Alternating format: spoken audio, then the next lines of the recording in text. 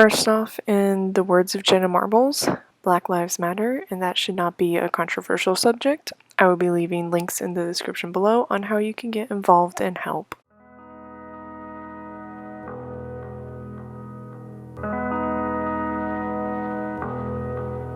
And now into the video. After a long time, I'm finally narrating this video. And today we are going to be moving Atticus from his 125-gallon pond, which is essentially just a pond liner I bought from Lowe's, and we are moving him into a 100-gallon stock tank.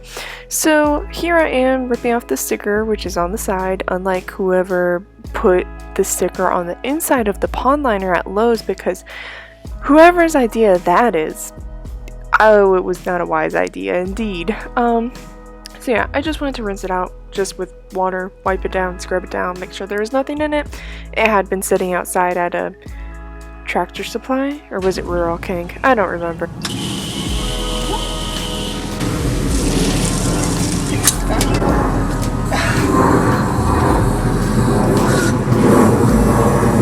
And here's me taking pictures. So now we are going to start siphoning out all of this water, and boy oh boy was this a long process. Literally took me an entire day.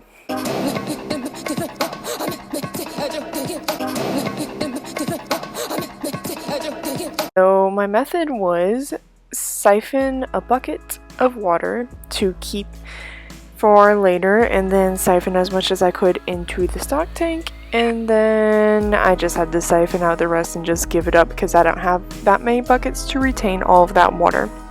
So now the question you're asking yourself is, if you have never moved a fish tank, you're wondering, why are you keeping all the water? Why not just give him fresh, clean water? Well, you see, what happens with fish tanks is this water has already been completely and utterly cycled. There's beneficial bacteria, the ammonia's low, there's no nitrites, maybe a few nitrates in there. This water is like perfect for a turtle, perfect for most fish. They can live in it. It's beautiful, it's dechlorinated, and it's clean in animal conditions. I mean, look how crystal clear it is. So that is why we are trying to save this water. It's to help with not having to recycle his entire tank. If you're not familiar with the nitrogen cycle, this is just part of the nitrogen cycle, breaking down ammonia, turning it into nitrite, which is less poisonous than ammonia, turning it into nitrates, which are the least poisonous forms of ammonia. It's just broken down. So we're filling that up.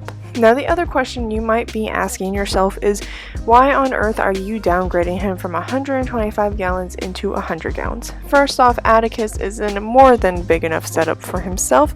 The rule of thumb is 10 gallons per inch of turtle. Atticus is currently 8 inches. He has grown 1 inch since I first obtained him. Atticus is about 5 or 6 years old, so he's pretty much maxed out in size. Technically, reptiles grow their entire life, but it's a very small, minor amount, so he is not going to make any bigger strides. I'm actually very impressed that he grew an inch. He probably had a little bit of stunted growth that caught up with him due to his previous living conditions. But, yeah, so we're dumping out all of this water that, unfortunately, I could not save. So I'm going to show you everything was going fine and swimmingly, and then Atticus started acting crazy, which you will see, so. Throw a bigger tantrum, why won't you?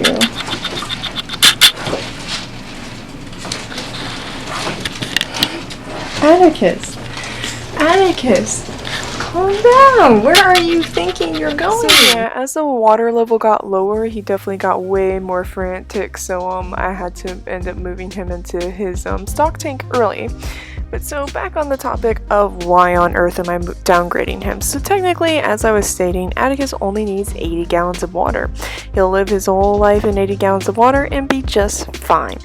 The 125 gallon I had him in is in fact just a simple pond liner, which means after a certain amount of time, without any pressure on the sides of the plastic isn't strong enough and it starts bowing. So it started to blow kind of badly, so we decided it was time to switch him into a stock tank. So the pond was never actually filled all the way to the brim, so he was never actually in 125 gallons purely. It was only probably a little less than 100, so now he's actually gained a full 100 gallons, which is more than he needs, 20 gallons over, and he's actually gained more. Here's me just saying I'm over this crap because I had been draining this pond for an entire day. So literally what I had to do at one point, because the siphon relies on being completely enclosed in water to retain suction, it lost suction after a certain point, so I tipped as much water as I could from one side of the pond over to the other and hand pumped all of that water out of the pond.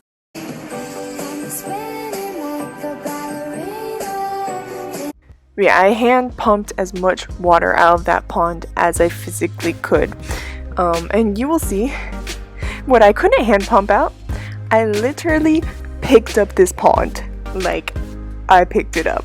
It's not that heavy, it's just plastic, but it's so awkwardly huge and weirdly shaped.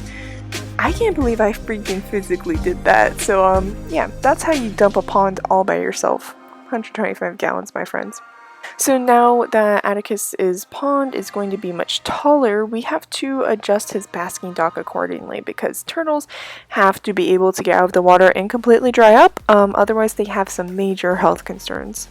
So now we are filling up. That was that bucket of retained water I had, so we're pouring that into his tank, and we filled it up with some fresh water the rest of the way, all dechlorinated.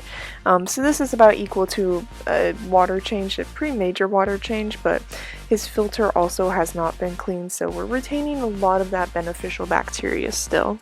So yeah, now we're just filling all of this up, put his rocks back in there, got his filter going, which took some time, but we finally got it going. And pardon the junk that the filter kind of spat out in the process, but here is our overview. Unfortunately, I didn't really get to film that much during his basking dock, but really all that it took was getting some little fencing from the garden section at Lowe's, cutting it to size, zip tying it to itself and to the basking dock. And then I stuck his filter under there, so now everything's kind of tucked away really nice, all in its place. I'm really happy with the way it turned out. And yes, Atticus can get up there. I led him up there with a piece of shrimp, so he can do it, and I've seen him up there.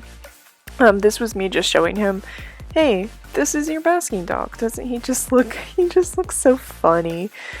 He really hates being out of water in front of me. It just really scares him, so you know, I just wanted to make sure he knew where his basking dock was. But so yeah, he's really enjoyed his setup, and it's been a lot of fun. I'm really happy to just like spoil him. But that's really all I have to say for today. Yeah, so no Boeing, pure metal. I mean, it's gonna be a good ride. So I'll see you guys later. Also, stay tuned to see what we will do with the pond liner. And goodbye.